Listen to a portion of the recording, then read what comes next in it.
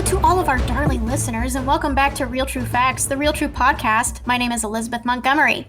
And I am Fred Mercury. Not that one. Not that one. Today we are in an eternal battle for our souls because we are talking all about angels and demons. Yeah, tell me about it. Just kind of bringing everyday life to the forefront. We've touched on this stuff, the devils and, maybe some ghosts and higher powers. But this will be cool to, really get down and dirty, so to speak.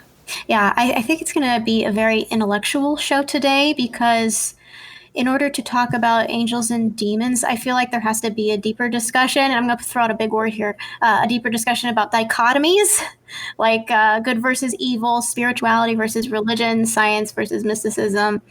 I think, we could say dualities for those who don't want to get out the dictionary or thesaurus. Yeah, it's opposites between two completely different things. So, it can get kind of heavy. So I think we'll do our best to moderate between those things.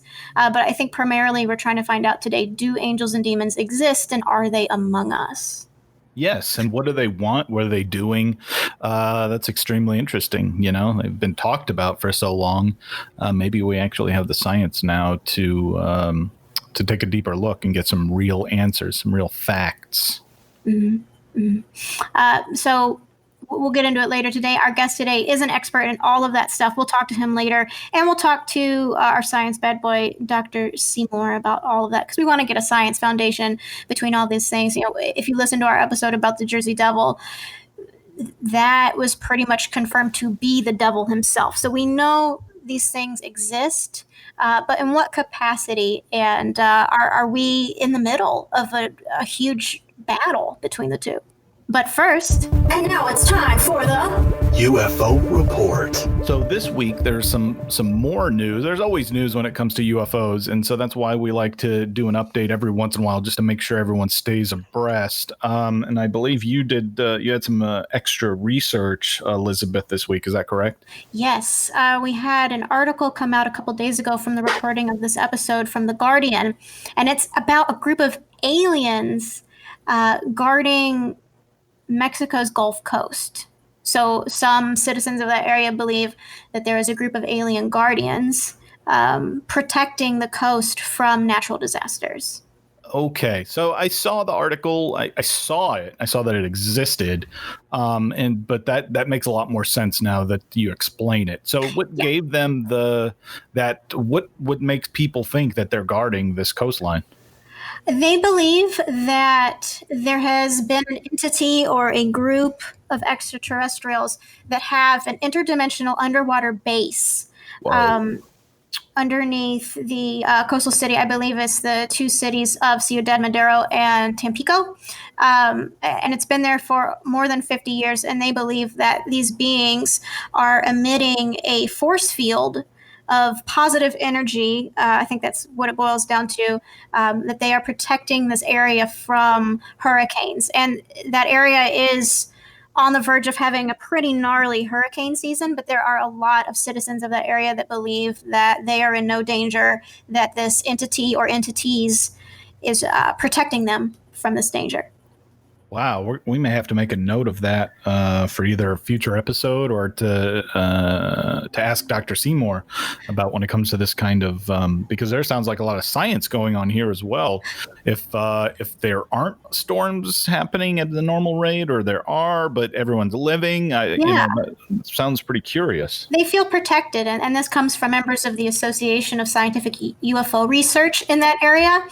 And, there's been a statue erected to this alien that they believe is protecting them. And I just think that it's really cool because when people say like, oh, good vibes, we want good vibes only. And this is what they are saying is the epitome of that, because they believing in this and that the collection of people emitting this positivity and believing that these forces are protecting them, that is what is causing this force field to repel any sort of danger from the area. Yeah, well, and I mean, it's good to know that not only humans are, needing to be positive, but extraterrestrial and other kinds of beings. We often we get too caught up in that. Oh, be kind to each other, and humans need to take care of each other. But we don't even recognize that we're getting help from across the lines of species, the interspecies lines, even. Yeah, and I think this is an excellent segue into our main topic today because it is all about guardians. And many people believe that angels are among us, that there are guardian angels. And so my question is, angels, maybe they are extraterrestrial, maybe people have been seeing aliens and they think they're angels, or vice versa. So I would actually like to bring up Dr. Semor from the Science Bunker right now to consult on this. Dr. Semor, are you here with us? Yeah, I'm here. How are you doing today? Good. So I've got an important question for you regarding this. So looking at our article and how the mind might have something to do with perpetuating good and evil, what can you say about the power of intention with an area like coastal Mexico, or even our topic today, talking about angels and demons? With these people, is this a man-made thing? Are we guided by a spiritual force? Like, is this in our heads, or are we guided by something deeper? That's a great question. There's been a lot of research in that field. It's a question that's not new, obviously, but each time it pops up in a different incantation, we ask it afresh, and it's the answer seems to be very closely tied to personal experience, to past history. It's almost, there's this big crossover. You talk about, we've got all of our different senses there, but there's an incredible connection with smell in a way that we wouldn't expect. And having visited different parts of Mexico and experienced the good, the bad, and the other smells, the coast of Mexico definitely evokes a memory and therefore a feeling of protection. Mm-hmm. Wow. So yeah, it goes back to, being a product of our senses. Everything we take in can not only be a form of perception, but almost a form of manifestation. And I'm going to go ahead and just go on the record here. And, we've proved aliens are real. So, that's, put that on the chalkboard.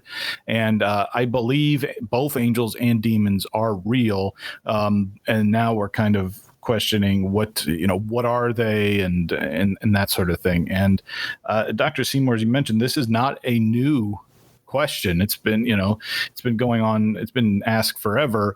Why do you think, from a scientific point of view, it's still being doubted? Are there still people saying no, that they don't exist, angels, and are not real? Why, from a scientific, why is that? What do we need? Yeah, and it's very closely tied to my previous answer, which maybe even seems like, to the layperson, I may be contradicting myself here, but people tend to look for answers in experiences that they have that feel very concrete. So when I referenced the smells of a certain place, we connect that with a memory, with an experience, and we always connect it with some other concrete thing that we have experienced with a sense that we are comfortable with. Maybe our sight, maybe touch, maybe taste.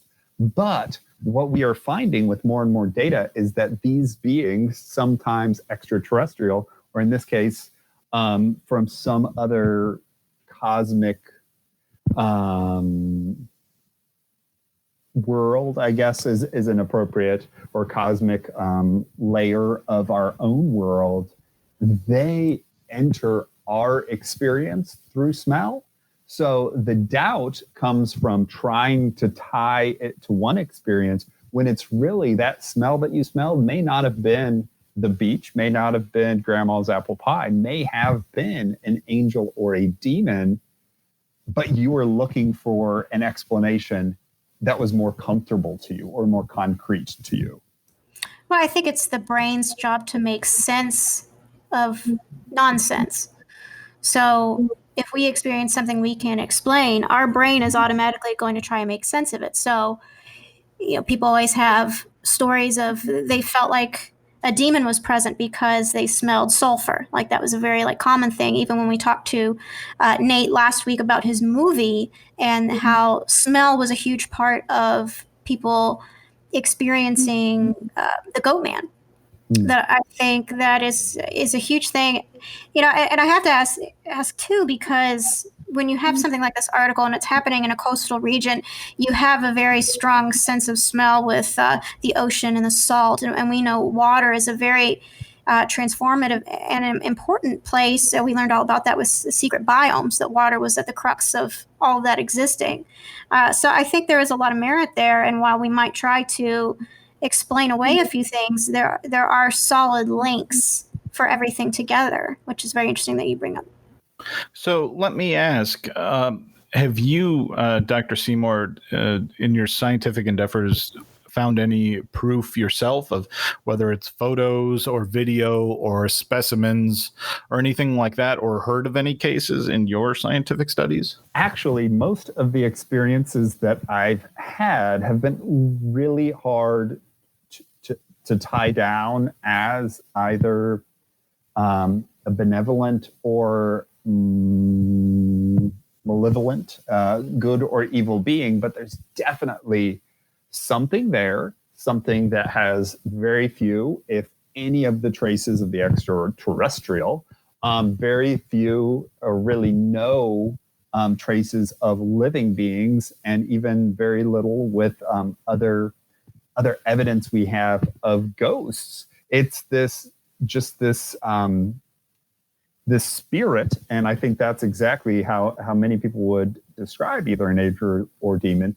This spirit that flows through without changing the chemical, molecular, biological structure of anything, but changes, I think, as a lot of us have said, the vibes of these things. So it's hard to pinpoint a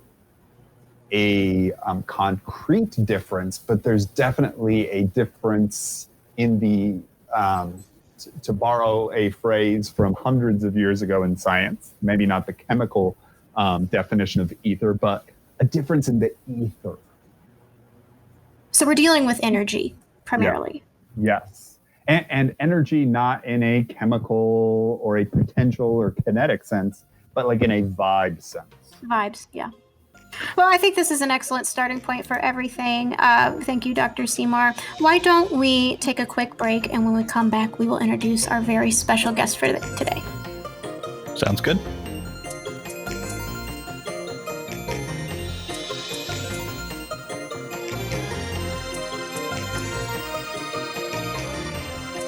We are back from a short break on Real True Facts, and I think now we're going to go ahead and close up the science bunker, say goodbye to Dr. Semor.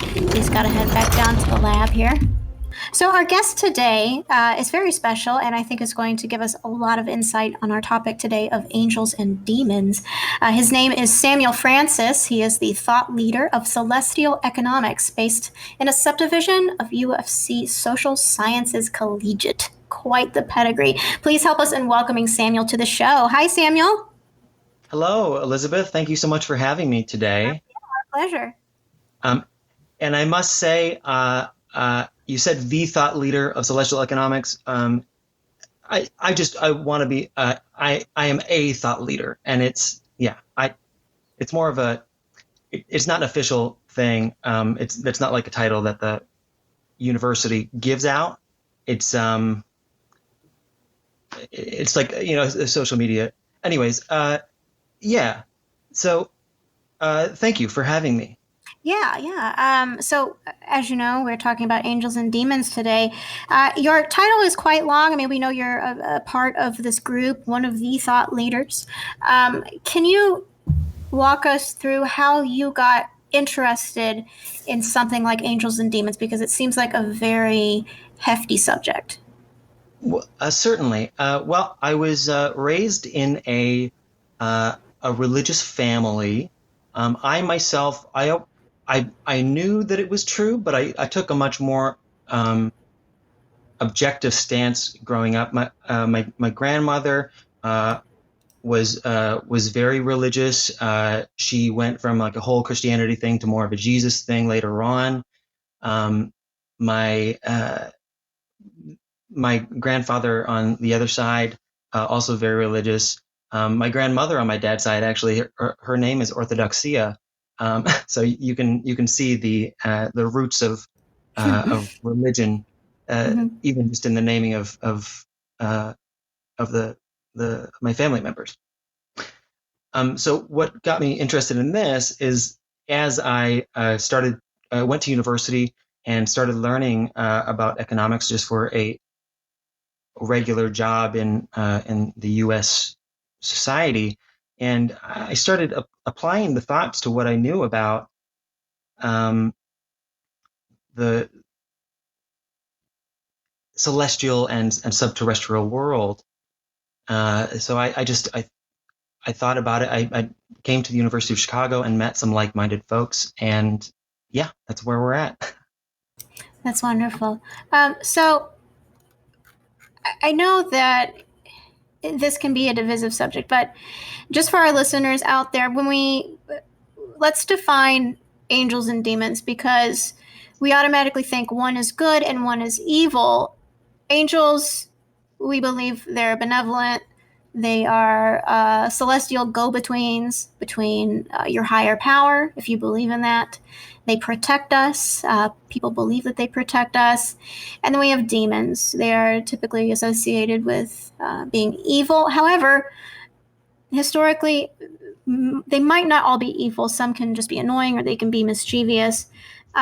In your studies, are you equally split between both, or do you focus more on angels, or do you focus more on demons? I'm actually very glad you brought this up. The whole distinction between malevolent, sorry, and whether or not angels or demons are inherently good or evil. Because let me explain it to you this way. Um, Angels are inherently capitalist beings, and you can tell that. You say that they're there for protection, but really, when you think of it in celestial terms, they're there to protect the kingdom of heaven. They're basically protecting the property of God, the property protectors, which is a very capitalist idea. Whereas demons are the ones who have been cast out of the nice place to live, and so they are quite literally demonized and relegated to the slums of the spiritual realm. And you can see the inherent bias just in even my area of expertise, since it is called celestial economics. Meanwhile, it encompasses both celestial, the angel world, and the subterrestrial, which is the demon world. So would human souls then fall under the property of God? Well, that's the idea behind eternal life. You are When you die, your spirit moves into the spiritual realm, in which case it is uh, a a property, or they get to decide where it goes. So if God wants it to remain under like an asset, if it's an asset, then it goes to heaven. And if it's a liability, if it's a spirit that is costs more than it makes, then it profits, then they relegate that to the subterrestrial world. And limbo is kind of like owning a mortgage, where you're not quite, like, they don't know if you're good on your credit yet, but they're going to give you the chance. With a very high interest rate. Oh, for sure. Getting to heaven once you're in limbo it's very difficult, and it's stacked against you for sure. Because I hear people say all the time, "Oh, we're on borrowed time." Well, in the case of the Celestial Economics, is that correct? Is that what you said? Celestial Economics, yes. In the case of that, that is absolutely true, because when we're gone, we go back to the big bank, I assume. Yeah, I guess you could call it that. It's a funny way to put that, the big bank.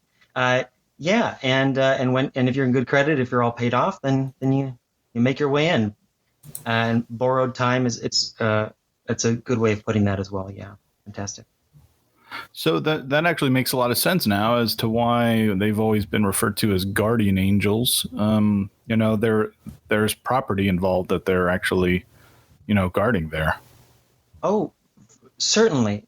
Do you think that an angel who is, they're up there in this wonderful world, do you think that they would come down to what is it, essentially a form of limbo, the terrestrial realm, and do these things without an incentive or without it being their job? We're like an option. You can exercise the option if you think it's going up, or you can just kind of leave it a call out. Sorry, I'm getting a little bit too economic. I was always confused by options and the sliding and the expiration dates. Yeah, normal stocks I can do okay, but when I get into options or even certain commodities, I tell you what, just get me in trouble when I see some of these high numbers.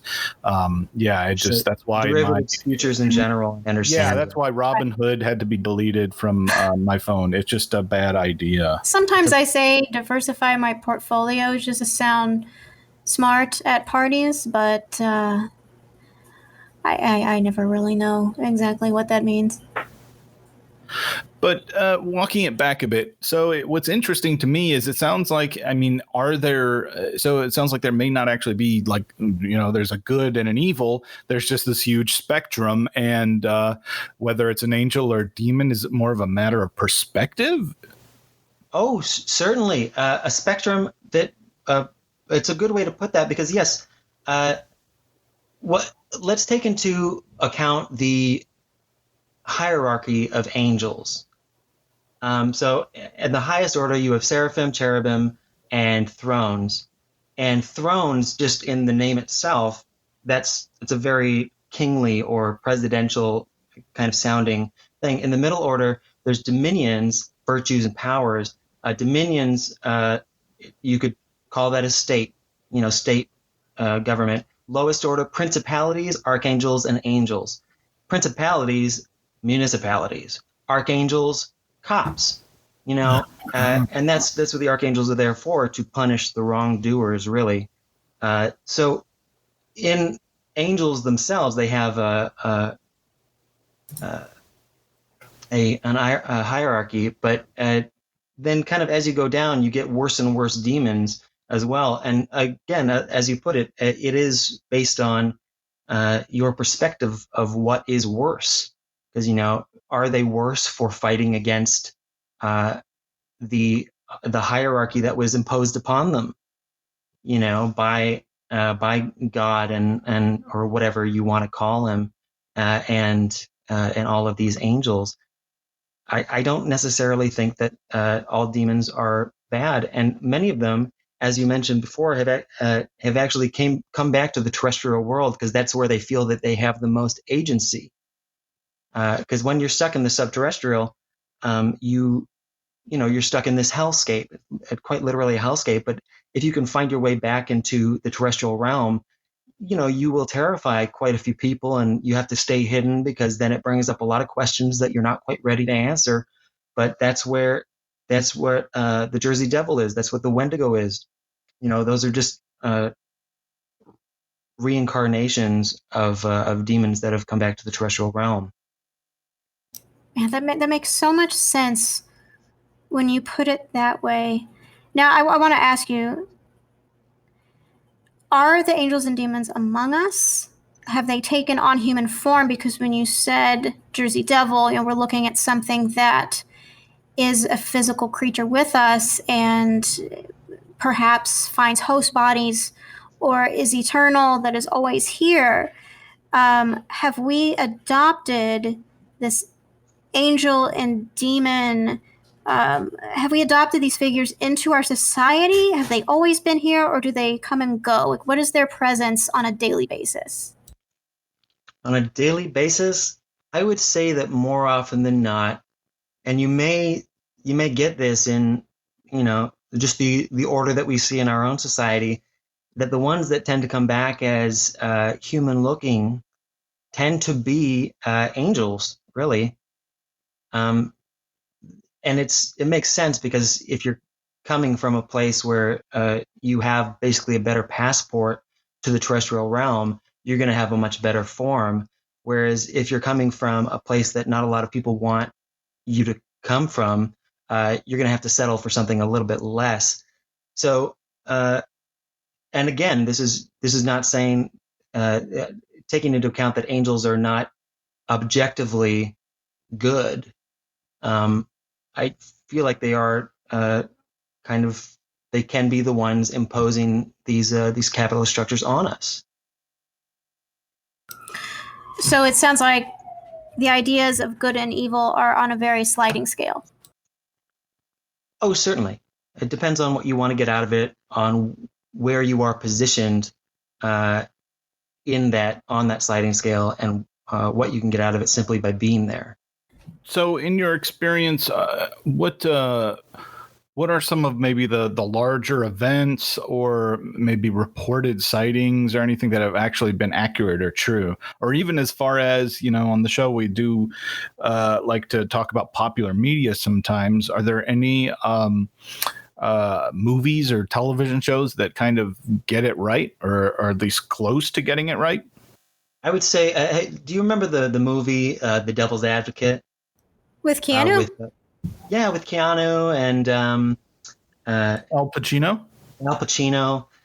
And Al Pacino is the devil, they say, and he's kind of and he has this. He's affecting the life of this lawyer, hence the very well punned name, the Devil's Advocate. And he comes back as Lucifer, I believe, which is he's one of the top level demons. So of course he has a much easier time getting something like a human's form, and his goal throughout the movie is more just to have him rebel against the church and against those who would impose order on him. So he's a very rebellious figure, but I don't know if I would necessarily call him bad. And if you have seen on the opposite end of the spectrum, if you have seen the documentary The Family, you could find it on Netflix now. Oh yes, I remember that one. Yeah. Yeah, and it has to do with this large kind of shadow organization that is based in the United States, and basically is there to entrench a certain way of thinking about Christianity into both our government and the governments of the world. And Doug Coe, I strongly believe that Doug Coe is a seraphim. He's there. He's kind of whispering in the leaders of the world's ear that this is how the world should be run, and it is a very top-down, power-heavy world. Well, we have spoken in great detail about secret societies on past shows, so it's very interesting that you bring up angels and demons being involved in those societies.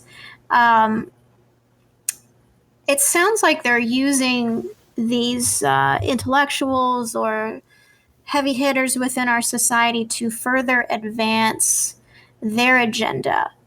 And so now that we have a basic knowledge about what they are doing, I'd like to know why they are doing it, that why they are treating our souls like tradable commodities, or souls as money that ends up going back to a bank or owned property. What do you believe, in your professional opinion and the research that you've done? Why are they doing something like this to humans? Gentrification. Mm. Moving into the realm of the property that could go either way, and just trying their best to encompass more and more spirits in and kind of turn them into a property that they would want to own. So by imposing your views on the terrestrial realm and having more and more people believe and feed into that system, you're basically creating more souls that afterwards you can then bring into heaven and not and take away basically from the subterrestrial realm of hell, if you will. So when the rapture comes and they take all of us wherever we're going to go, that leaves space for them to come and inhabit this area that they've been working on for eons. Oh, by property, I mean people's spirits and Oh, soul. I thought maybe Yeah. they were coming down here to party or something. Well, it's. I feel once that happens, I feel like I think that they know that because hell is subterrestrial and it is within, it's beneath the terrestrial realm, whereas the celestial realm is kind of separate on its own. That eventually the subterrestrial realm will, in terms of landmass, eventually take over, and that's why the people who are worthy will go up, where the people who are not will then stay on Earth and be, in theory, taken over by demons and those of the subterrestrial realm. Wow. It's pretty dense, and I think maybe we'll take a quick break. I need some time to wrap my head around it, if that works for everyone. That sounds good. We will be right back.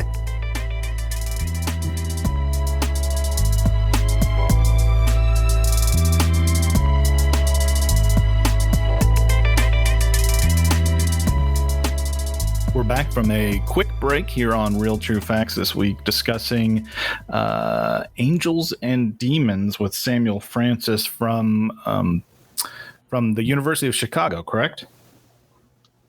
A subdivision of their social sciences collegiate. Yes, I can't officially say that I'm from University of Chicago, though.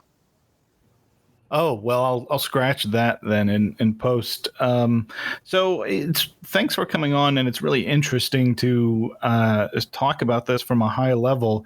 And, you talked about your background, and, you have a religious background. I have to wonder, have you personally had any experiences with one of these beings?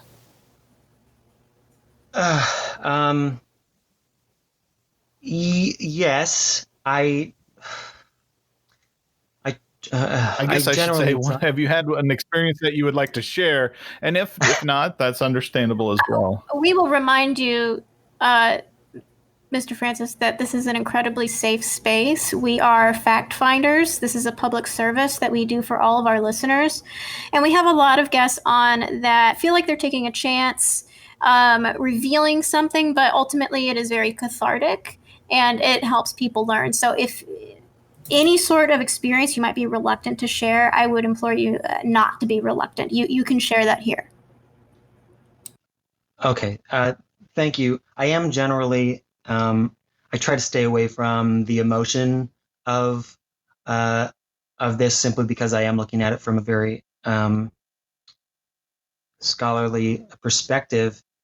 But yes, actually, there was at my grandmother's funeral, the one that I told you before, she was very religious, and towards the end of her life, she kind of was more focused on Jesus than the whole of Christianity.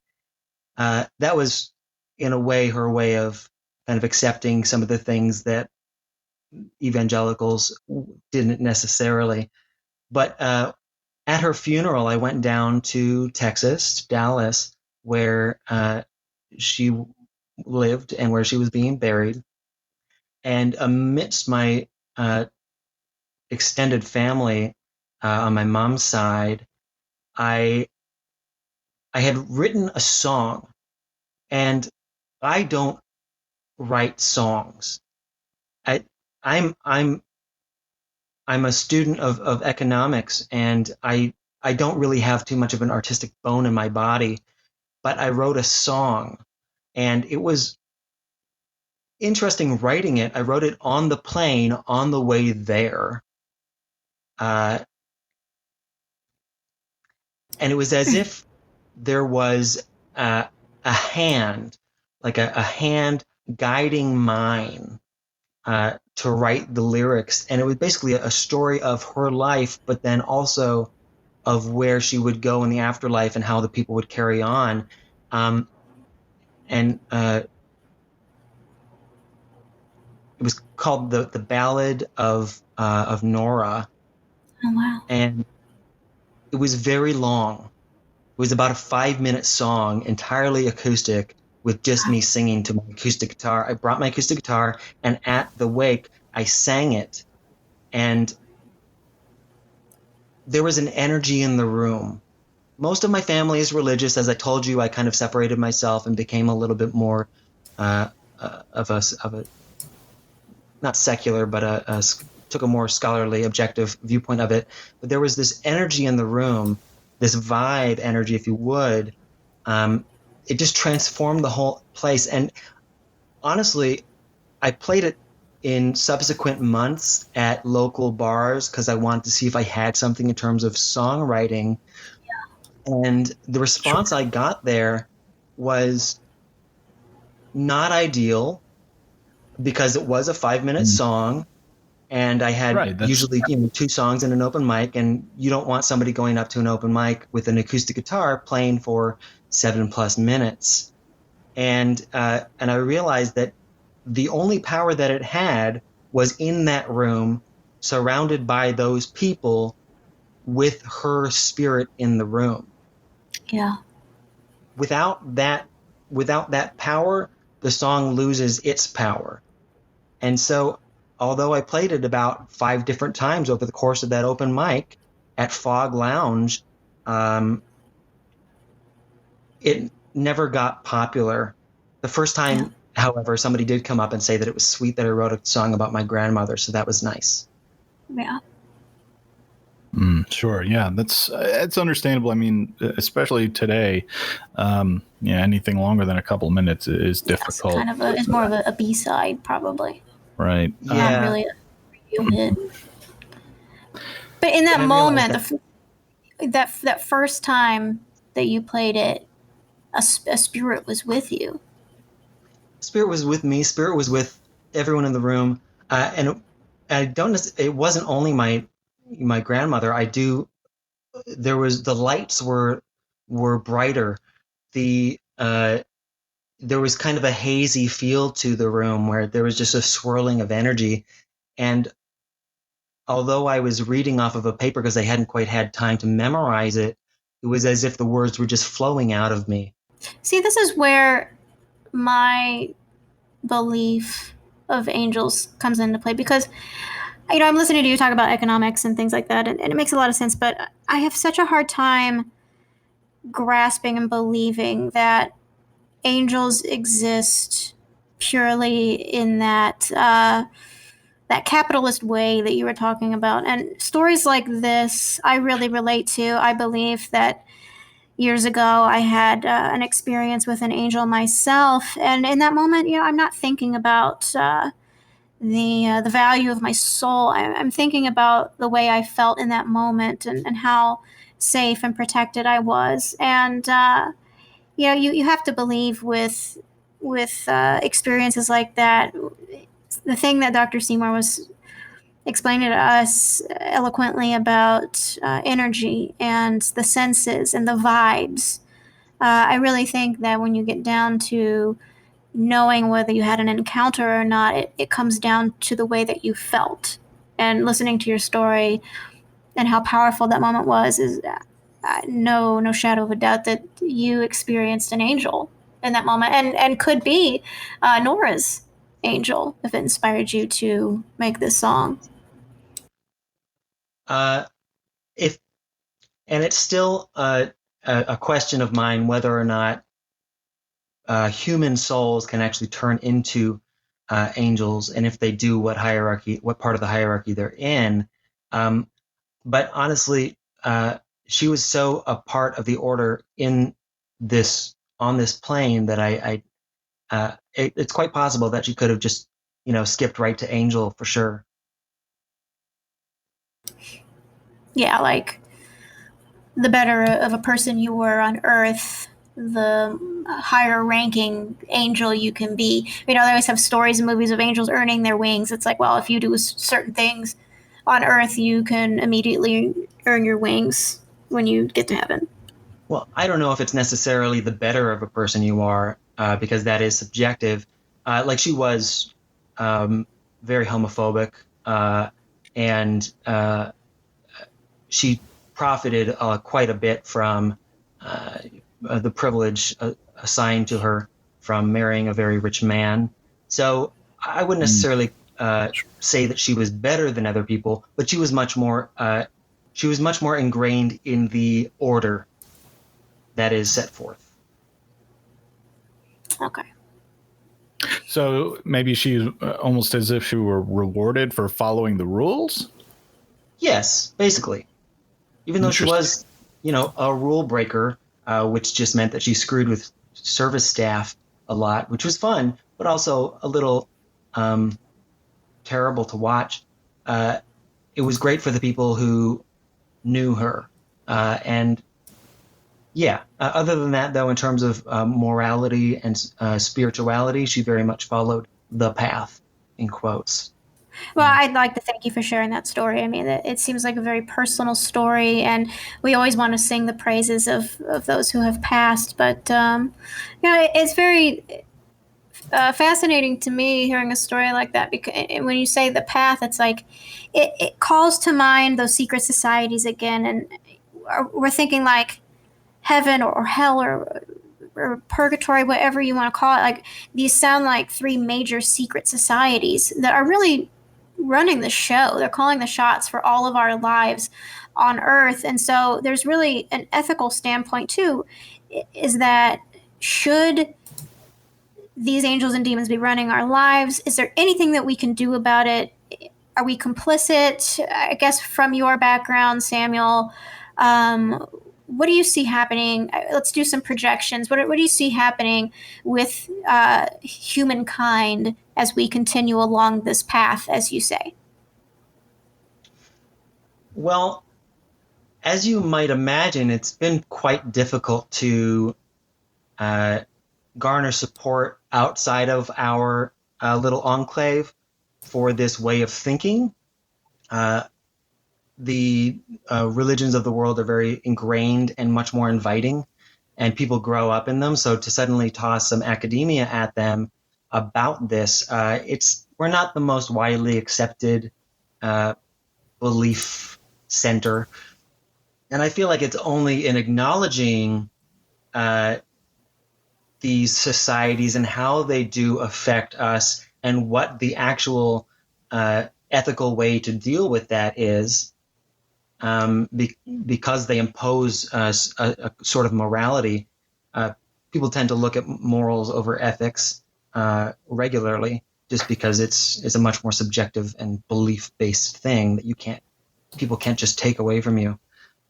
I feel like it's going to be very difficult. I feel like we are willing participants without knowing that we're willing participants. Because as much as we are influenced by even governments and led to believe what they want us to believe from those, think about a society that you not only can't film, can't join, can't, it's more secretive than something like the family, because even if they're around, there's no physical evidence that they are around, besides perhaps a change in the energy or the smell or other senses. So I feel like we don't really have a choice. And I think a lot of people are okay with that. Maybe it just comes down to the kind of marketing that they've been able to do.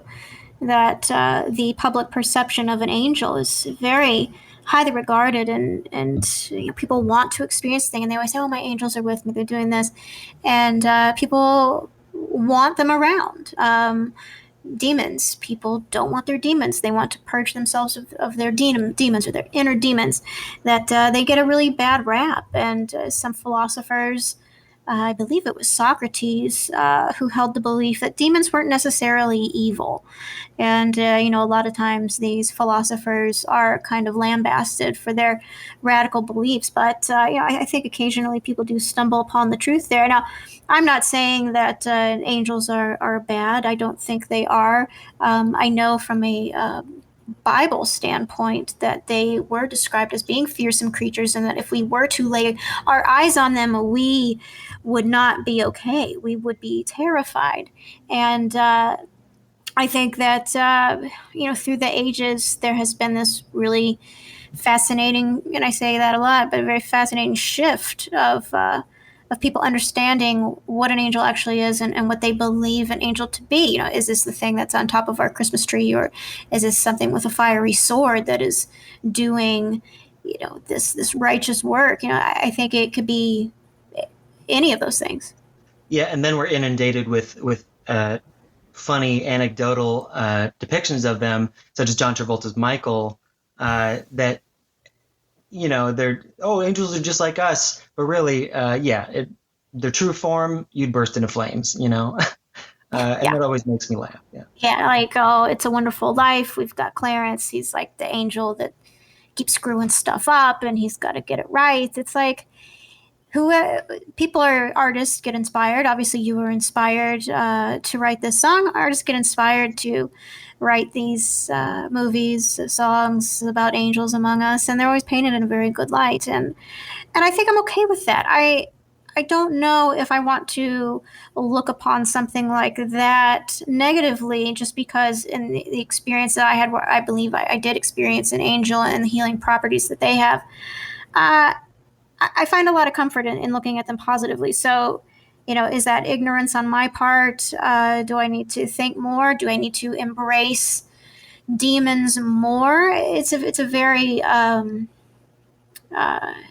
well, let me counter that idea with let think of Clarence in It's a Wonderful Life, the one you just brought up.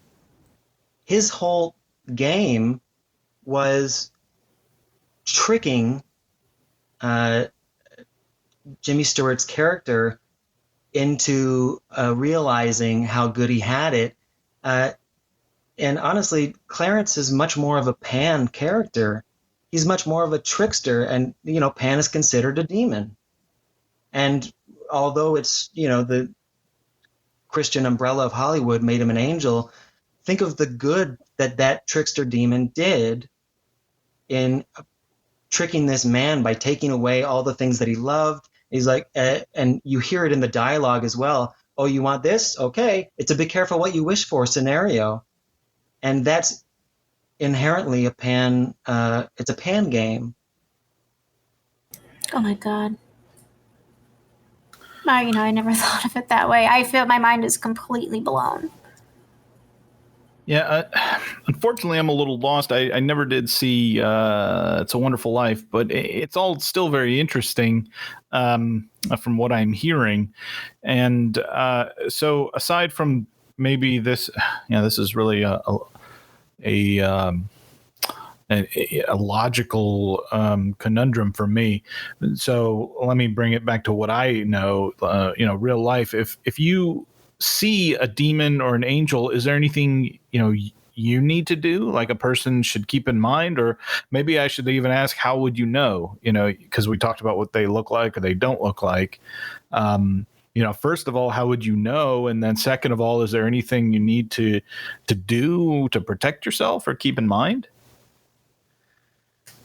Well, in terms of demons, the ones that have come back, you have the terrible stories of, once again, the Jersey Devil or the Wendigo. And has been mentioned before on this podcast, the smells that are associated with them, such as sulfur. So that's kind of a way that you would know whether or not you actually see the demon. That's kind of how you would know that it's around, the vibe energy. But in terms of actually seeing one, you would never see an angel in full form unless it was disguised as a human. Otherwise, you would burst into flames. That's just a given. Oh, okay. And for individual demons are much more individualistic. It really depends on if you've heard folktales of how to take care of those things, of how to, like with the Wendigo, it's you need to put up markers, and bless them so that the Wendigo stays within those markers and does not leave that area of whatever. And then you just need to not go in that area of forest. This is it's addressed in multiple different documentaries on Helltown, which is in Ohio. But there's a whole area of forest that people just aren't supposed to go into. And when they do, although demons are good people, they're also quite territorial in terms of landmass. So while angels are very territorial in terms of spirits and souls, demons, especially when they come back to the terrestrial realm, they tend to be territorial in terms of land. So I would just say stay out of the way. If you do see one, run. Whatever your belief is in, if you are a Christian, a Muslim, a Hindu, they each have their own ways of dealing with those specific demons that are in their regions. So I would look up the specifics of it. Okay, so it's a case by case kind of scenario. There isn't just, you use holy water in any case, or use this or that. You need the right tools for the job, and that makes sense. And I know a lot of my questions may seem simplistic because I personally, unfortunately, haven't had one of those experiences that you, or it sounds like even Elizabeth, may have had. So I'm trying to get a better gauge on that. And speaking of which, Elizabeth, you did mention that you yourself have had an experience with an angel. Yes. Perhaps you could describe that to me, and I might be able to overlay kind of my thoughts on that if you're comfortable doing that. Yes, I mean I have gone my entire adult life being confused about what happened. And I chalked it up to that. It's very, very quick story. I believe I've spoken about it on the show before. I was sick once. I had a terrible fever. It was very flu-like, very debilitating. I laid in bed. I was unable to move. This was an illness that happened upon me very quickly. And I was just completely out of it. And as I laid there in bed, I heard a small voice. Sounded like it was just sitting on the edge of my ear. A very small voice came to me, and it said, "Go ahead." And after it said that, I shot upright in bed after not being able to move. My fever broke immediately. I was just sweating just from running a 102-degree fever, just ridiculous. And I was completely healed. I was completely fine after that. Interesting. So may I ask, leading up to that, to that sickness, was there anything in particular that any large events that had happened or any decisions that you'd made leading up to that? I believe I was on the verge of graduating from college. It was during that time of my life. So I think I was probably under a lot of stress with exams and things like that. Okay. All right. Stress tends to be the pressure that we put on ourselves to get things right. And right is generally imposed upon us by the order, by the celestial order. And honestly, you could either have been being held. The sickness, the fever could have been you being held. by the angelic order before they decided to let you go, or it could have been you being released by a demon from the angelic order's hold on you. Either way, though, the sickness itself was, in my belief, imposed upon you by the celestial beings. Wow.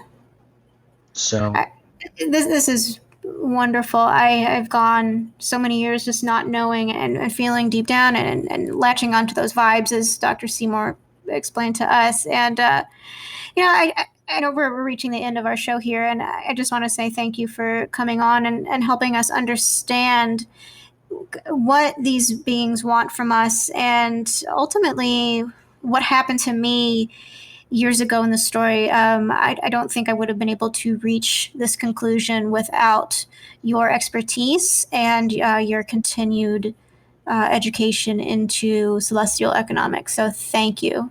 no problem. And I don't mean to superimpose my ideals on yours. Whatever you do believe, that is yours to accept.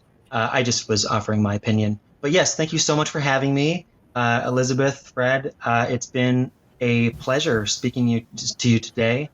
And I hope that, in closing, I hope that in listening to this, perhaps the idea of celestial economics can perhaps gain a larger foothold in the thought processes of the people of the world. Wow, wonderfully put.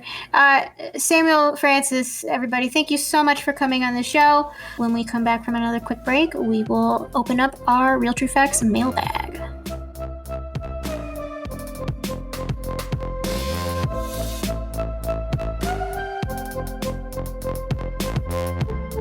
We're back from a break on Real True Facts. Let's open up our mailbag. What do you say, Fred? Yes, I'm excited to hear what we have this week.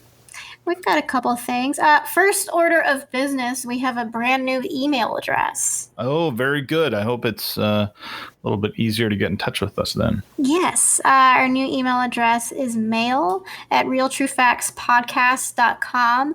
That correlates with our brand new website that we have, realtruefactspodcast.com. So you're able to go there. That will link you to our Podbean channel. And so anyone out there, you can send us a message at mail@realtruefactspodcast.com. And we also post questions to our followers from time to time on Instagram. That is at realtruefactsgram. You can follow us. Today, we asked, what is your favorite Real True Facts episode? Oh. Yeah, we got a couple responses. One fan wrote Loch Ness in all caps. They were Okay. Yeah, they thought Loch Ness was our best episode. That was their favorite. If you have not listened to that episode, check it out. We've got some fans there. Another one wrote, your show rules. It's not really a question. That doesn't really answer the question that we asked, but that's okay. So you're always able to engage with us on Instagram as well. Occasionally we'll post questions to you, so make sure you follow us. So we do have two questions today. We had one from Anonymous that asked, are crop circles made by aliens? Whoa. Yeah. Well, let me counter that with another question. If not, then who made them? Yeah.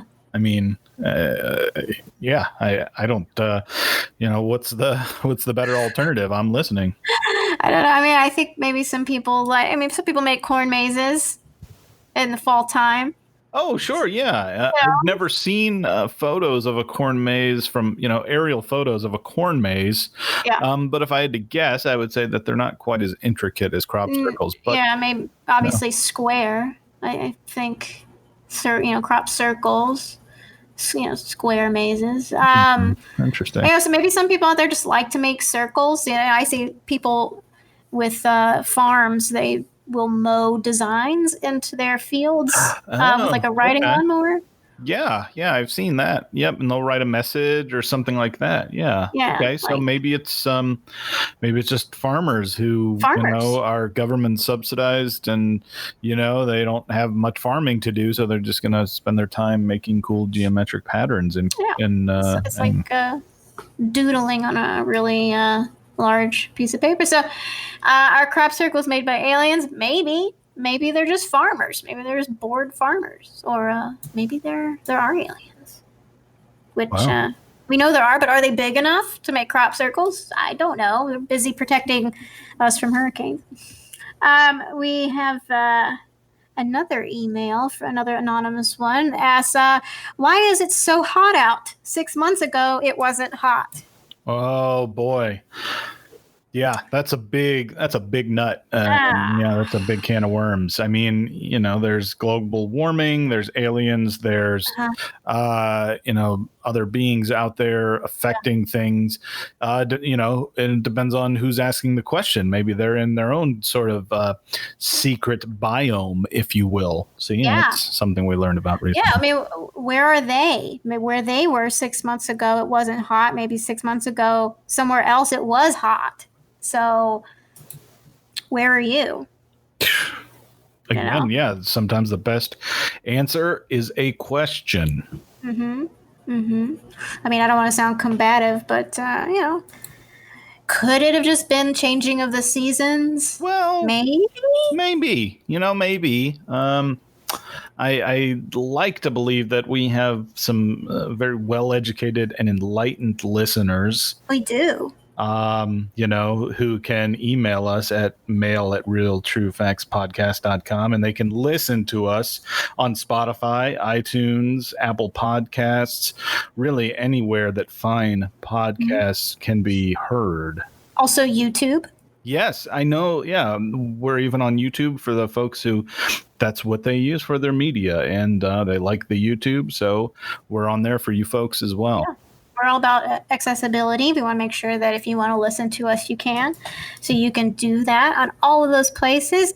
Send us a question. If we like your questions, we'll read them on the air. We just did that now. Follow us on Instagram. You can find out more info behind our shows and ask questions in that way if you want to slide into our DMs like the kids do.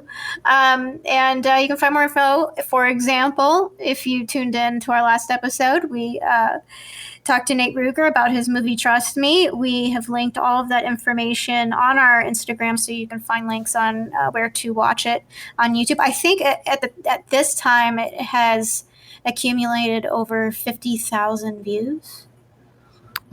Which is great. So we wish him the best of luck with all of that. But you're able to find all sorts of nifty facts on our Instagram too. So I think that's all we have for mail, so we can go ahead and close up our mailbag. Very enlightening show today. I feel very moved. I feel good about what we learned today. Yes, and that's what we really set out to do is, reveal the truth, and sometimes it's more. Sometimes it takes us to a happy place. I still remember the Bigfoot episode. We had a really kind of love feeling coming out of that, and sometimes it takes a dark turn. With the Jersey Devil and other beings like that. But this episode, is kind of a positive vibe because it lets you know there's a spectrum. And it's not just, hey, this is bad, this is good. Yeah, it's not black and white, which I think the world is not like that. I think there's a lot of, gray area places. But, I think we can honestly say, yes, there are angels, there are demons. I think some of them are looking out for us. Maybe some demons are looking out for us. Maybe some angels aren't. I think so. I definitely agree with that, Elizabeth. Yeah, I think so too. So, we'll leave you with that. We always leave you with something here, but we'll leave you with that. I keep doing your research. All of our listeners, thank you for tuning in every week. Thank you to all of our listeners from around the world. We can't do it without you. If you like what you hear, tell your friends. Leave us comments on Apple and Spotify, Podbean, all those places. Helps us do our job better and get you the best content imaginable. And do your own research. There could be a demon out there that loves you and wants the best for you. So please, listeners, keep questioning your world, because just because you hear about it or read about it doesn't mean it's true. Thank you again for listening to another episode of Real True Facts, and we will see you next time.